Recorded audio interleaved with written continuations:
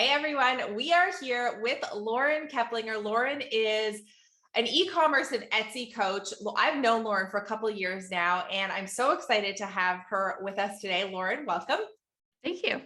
Can you tell everyone just a little bit more about like you and your business and what you do on the day-to-day? Sure. Yeah. So I got started online with online business like in the dark ages in 2012, selling my on Etsy myself, making monogrammed baby quilts, which I still do. So I still have that piece of my business. But I guess it's been about 3.5 years at this point, I also started to coach people on Etsy and sort of taking it from, there's a lot of creatives on Etsy that are so amazing at the creative side of it and have amazing products, but really struggle with sort of the left brain, non-creative part of running a business, which I actually am more that way. Right. So, so I started to coach people, and now I have a course too about growing and scaling your Etsy shop, sort of the business side of that creative business. Yeah, I love that. And I mean, you have a beautiful shop and beautiful products, but you also crack the code on Etsy. Like I just recently hopped over to your sales page and noticed like you've had what, $700,000 in sales on Etsy or something like that. Like wildly big numbers. Yeah. And so, I know that there are so many people out there wanting to replicate that kind of success with a sort of handmade or small batch kind of shop, which is like really incredible. So let's dive into the course piece, because that's what gets me really excited. I know that you launched your first iteration of your course. And what did you do in that first launch? Do you remember revenue wise? So that first launch was a little bit of a train wreck emotionally for me.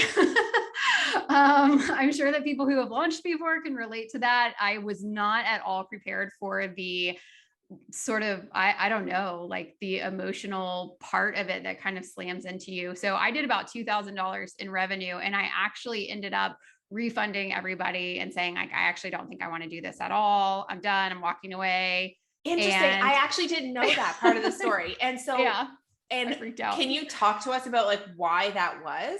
Like, I understand you were having this emotional reaction. Was it like fear that you didn't feel like you were going to be able to deliver on the promise? Was it that there weren't enough people? Like, what was it that made you make that decision?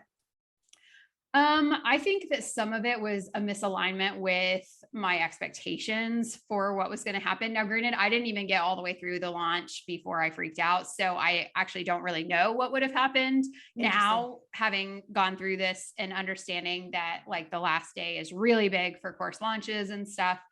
But I think that I felt like I was too well, in retrospect, at the time, I was just like all over the place, but in retrospect, I would say that I was buying too much into the message of like, you can launch at the time it was 6 figures. Now people talk about 7 figures and 8 figures all the time. But at the time it was, 6-figure business, and you're going to be sitting on the beach, making money in your sleep.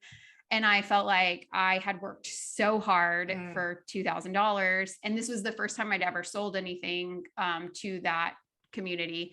And so, I'd been working for like a year to make $2,000. And that was really created the whole program, like all the content. Yeah. Right. So you've created all the content, and you've been building that audience for a year. Yeah.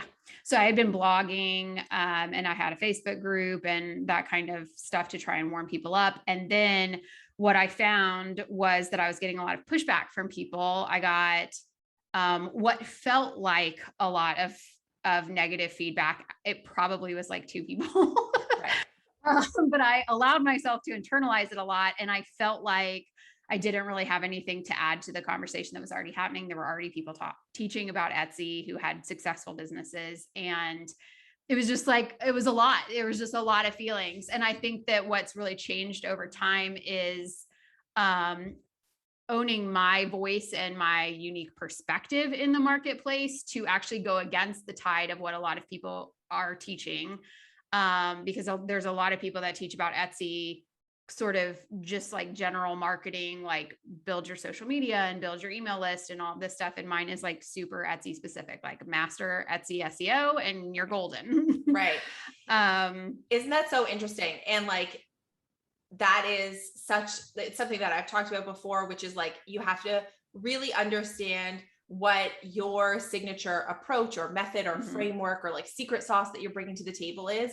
That really helps to differentiate you from the rest of the noise and the competition that's going on out there. So like, sounds like you maybe didn't quite really know that when you did that first launch, and had to kind of discover what that voice was for yourself. Yeah. And what made you feel like, oh, and one other thing is like that whole idea of like those two negative Nellies who just like get into your head. This is part of the reason why I feel like people actually really need a community around them when they're launching for the first time, because having that community to tell you, hey, that's okay. And like these things happen, but like, let's root you back in the reality and not let those things like totally derail your progress, because it is so much of like a mindset thing that happens at that point. And it can really, make or break those next steps in your business. Like if you really crumble under the intensity and like the emotional,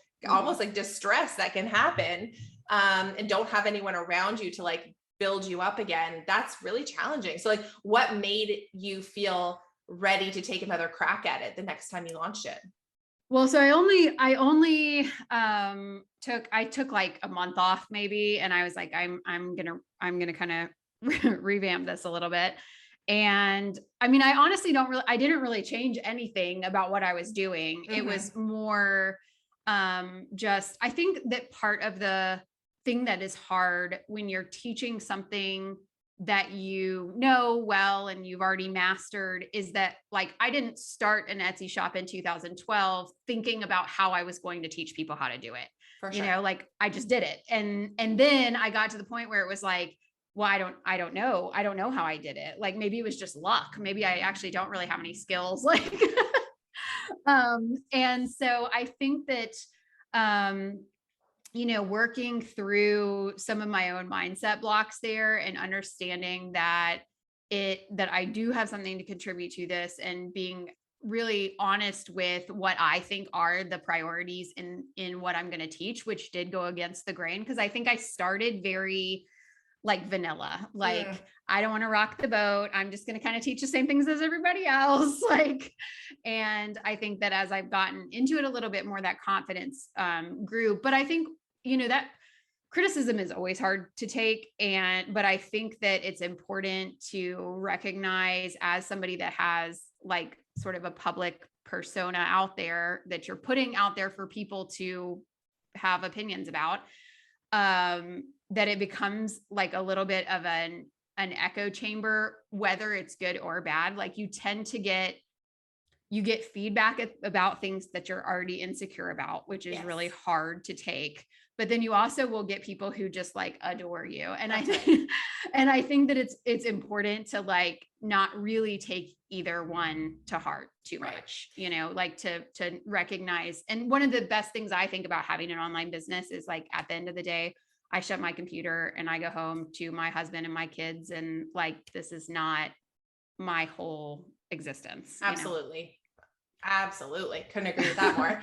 But also, it also reminds me of this whole idea. And I remember people saying this, and I was like, I don't really see why, but now I do, which is that like your business can often grow at the same rate as like your personal development grows. And so I know for myself, when I started investing in reading some personal development books, like doing some deeper digging on why I do things the way I do, or think certain things, or like allow myself to have certain patterns, it allowed me to see things so much more like objectively. And I was able to recognize my reactions to certain situations in business, which allowed me to be able to take a step back and make much better decision-making, because I wasn't coming from this like emotional reactive kind of place.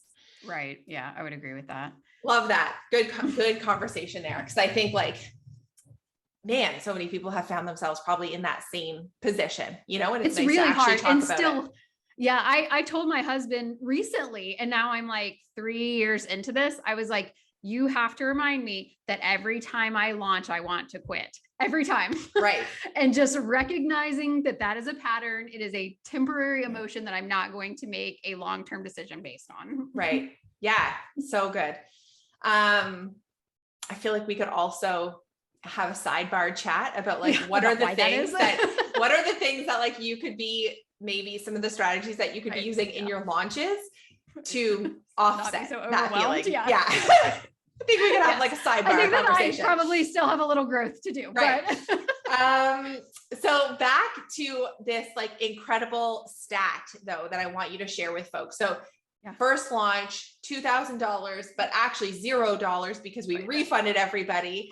Now today you have successfully had a $90,000 launch, 90K. That's incredible. Over 3 years, you said that you've been launching this program? 2 years? I launched it the first time, the refunded time was February of 2019. So 2 years. 2 years to go from 2K to 90K, I think is really incredible. And so can you tell us a bit about maybe like what were, we could have a conversation about this for like an hour or more, but like, what were some of do you think like the biggest drivers of that success? Are there certain strategies you can like come back to or pinpoint that really allowed you to see that kind of growth? I think that having a lot of clarity about what I'm teaching and where my sort of zone of genius comes in, like if you want to learn social media, I am not your girl. Right. So if you want to learn this very narrow thing that I am teaching, then I can help you with that. And I'm confident that I can help you with that. That's been huge. And it's allowed me to communicate more effectively with my audience about what I am here to teach you. And it's even helps you to like create content, write emails, do all the things because you know exactly that one very specific problem you're solving for people. Right. And I think that in terms of the growth of the launches, I mean, obviously having that kind of clarity helps because you can just communicate that so much better. But I also think that having the clarity in what I'm teaching and how I'm teaching it has helped me to create content sort of surrounding it, but also to know like where my free content ends. I have a podcast as well. My free content ends and where the paid content starts. And so I feel, and this was a huge mindset thing for me. I think it is so hard to go from, I'm just doing, I have a free Facebook group, come and join and we'll chat and hang out like we're buddies, to like, okay, now I'm selling you this program. And I think over the years of getting more confident to say, this is not a nonprofit organization for me. This is a business. And so, if you want me to teach you that, you have to join this program. Like, obviously not wording it exactly like that, but like, yes, I would love to talk to you about that, but here is the program that I teach, because I get people all the time like, hey, can you tell me everything I'm doing wrong? I would love to help you with your Etsy shop, and through my paid program is how I do that. Yes. Love that confidence coming through. So for people who want to know exactly how you grew your audience, I think you just mentioned a couple things there. One, you do a podcast. You're pretty consistent about it. It's a great show. Number two, you still have a Facebook group. Do you still run that? The free Facebook group? I actually just shut it down. Okay. Like love a few that weeks ago. Actually. Yeah. So that's been like amazing actually, but weight lifted, right? Yes. So you still have the podcast, you have your email list. I assume you put a lot of effort into like nurturing that list. I do. And I have grown that extensively through Facebook ads. So that a lot of that growth has been through Facebook ads. Yeah. I was just going to say, and I know like strategy 3 is using paid marketing, which I know you started after you'd already launched that program the first time around, right? So you were like, started ads around the same time that you were stepping into having like much more clarity around being like the Etsy SEO person. And so you could really have very specific ads that drove the right kind of audience onto your email list. And now you're sitting at what, 25,000 people on your email list or so, which is amazing. Doesn't that email, like when I talk about email lists, and I just feel like, I know I've said this before, but like, it's the golden ticket. Like if you have an email list full of people who truly want to hear from you, are engaged and interested in what you have to offer, like you would know, having a list of that size, you would know that tomorrow, if Etsy went away and everything blew up, you still had that email list of people that you could pivot. I know you're probably like, well, what would I teach about? But like you could right. pivot into something, right? And teach them something and make money. Like you have an avenue to make money always in your back pocket if you need to. That's really reassuring to me anyway, as like a solopreneur. I think that's an incredible feeling. Would you agree? Yeah. And I actually think that shutting down the Facebook group is going to allow me to focus on that a lot more, because I would say that the email list, while the growth of the email list has been a priority for me the whole time, the actual engagement of the email list has not always been. And the way that people have felt most connected to me was through the free Facebook group, which I just sort of hit a mental limit of not being able to deal with it anymore. Right. Not that, I mean, there was nothing wrong with the group. The people in there were lovely. Like it was actually a really positive, really wonderful community of people, which I was very proud of because Facebook is not always that way. But it became something that I felt like I had to check in like 50 times a day. Like just the mental load of it was a lot. Was too much. Yeah. And email certainly is something entirely different, but you can still create engagement and even community and kind of, you can do so many interesting things with email besides just sending weekly newsletters, you know, like there's so much more there. Like if you wanted that interactive element, well, you have 1 week, you do some sort of live thing over Zoom and you invite all the people from your email list to come. It's kind of like the Facebook group, right? Like where we can communicate and connect, but we're leveraging our email list to do it. So, but I actually think that could be better connection with you because they're choosing to connect directly with you versus Facebook, where it's just kind of like they're a part of this Facebook group and they're part of 20 other Facebook groups. That's right. Yeah, absolutely. So, gosh, this is such a good conversation. So many like lessons learned just in what we've been saying. You're a member, for those who aren't familiar, you're a member of my program, The Passive Project. And I would love for you, if someone was sitting like maybe on the fence, not sure if this was like the right program for them, could you speak to some of maybe the biggest like takeaways that you've had of being a member inside of that community? Yeah, I think that part of what drew me to the Passive Project is sort of your like vibe and running the business in general, like to have the balance in life that it's always, you know, like all of us want to grow successful businesses. That's why we're here.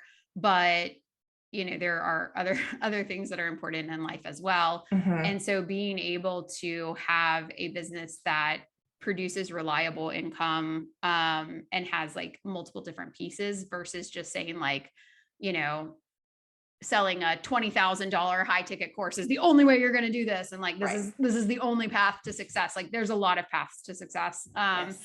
And for most of us, I think that are out there, it's a matter of having like multiple different pieces, not so much, you know, just this like one thing that's going to bring you money. And, and like, obviously the actual like tactical stuff. Like I used the updated webinar stuff that, you just taught in there to do my webinar this time, which was actually a big shift for me, in watching you go through your slides and how you were doing that, because I have felt for a while like the sort of traditional webinar script that we're all going through, and I feel like they're just different iterations of kind of the same thing that people are getting kind of tired of it.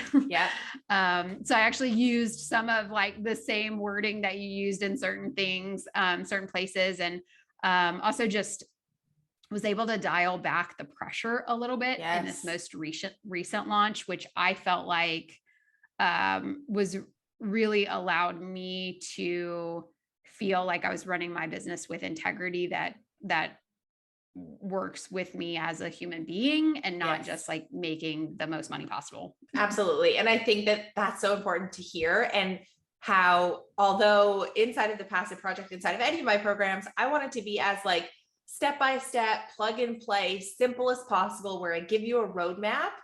But at the same time, the roadmap can look different for everybody, depending on, how you want to run your business and what feels good for you and what lights you up. And so that means that there actually isn't just one box that everybody can has to like stick into.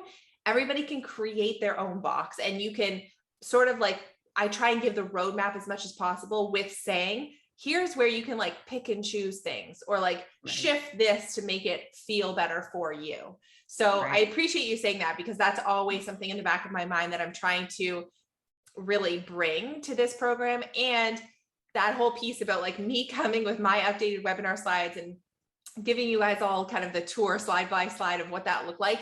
That's also such a big component of the passive project, is like, I'm also out here in the wild doing the thing and, you know, seeing the real-time reactions or results of things that are going on in the digital marketing landscape, that I really try and bring to the passive project with that very kind of real-time perspective. So it doesn't just feel like a program where the content was recorded 3 years ago and you're kind of running through something that maybe doesn't work in today's landscape. So yeah, I appreciate hearing that too. Yeah, I thought it was I got really, really good feedback on my live webinar. And I just feel like this most recent launch that I just did has been the most positive experience of the times that I've launched, because I probably told more people this time, like, I don't think that this program is right for you.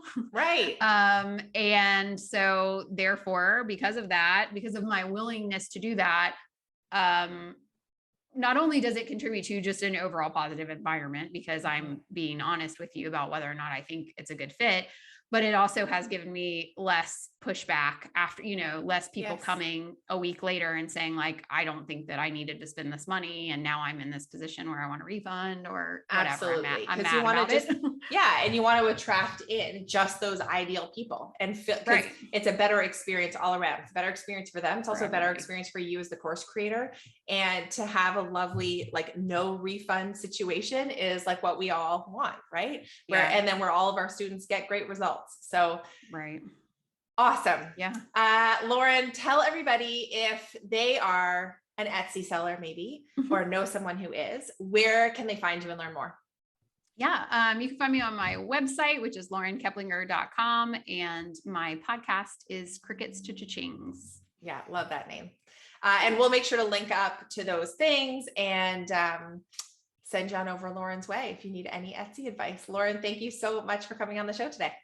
Thank you for having me.